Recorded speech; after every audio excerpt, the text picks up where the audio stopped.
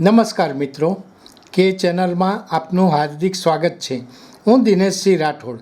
આજે આપણે જોઈશું વિકાસ સપ્તાહની ઉજવણી અંતર્ગત કેપિટલ સિટી ગાંધીનગર રોશનીથી ઝરહરી ઉઠ્યું. વડાપ્રધાન નરેન્દ્રભાઈ મોદીની અત્યાર સુધીની 24 વર્ષની સંકલ્પ સિદ્ધિની ગાથા જન-જનમાં ઉજાગર કરવા મુખ્યમંત્રી ભૂપેન્દ્રભાઈ પટેલના નેતૃત્વમાં રાજ્ય સરકાર દ્વારા ગુજરાતભરમાં તારીખ 7 ઓક્ટોબરથી 15 ઓક્ટોબર સુધી વિકાસ સપ્તાહની ઉમંગભેર ઉજવણીનો શુભારંભ થયો છે.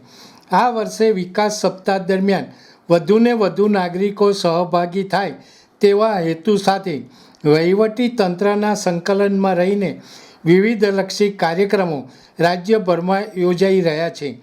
જે અંતર્ગત રાજ્યના વિવિધ મહત્વપૂર્ણ સ્થળોનું સુશોભન અને કલરફુલ લાઇટિંગ કરવામાં આવ્યું છે. જનભાગીદારીથી યોજાનાર વિકાસ સપ્તાહની ઉજવણી અંતર્ગત ગાંધીનગરની વિવિધ સરકારી ઇમારતો આકર્ષક રોશનીથી શણગારવામાં આવી છે.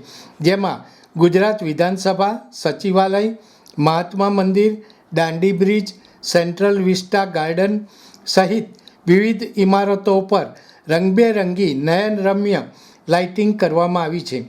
ગાંધીનગરના વિવિધ સ્થળોને અદ્ભુત અને આંખોને આંજી દેતી મનમોહક લાગતી રોશનીથી સજાવવામાં આવ્યા છે.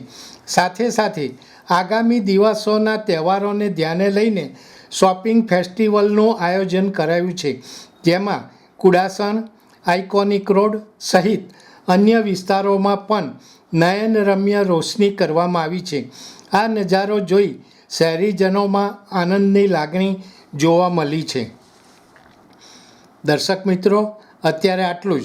આવા વધુ સમાચારો માટે જોતા રહો કે ચેનલ. નમસ્કાર.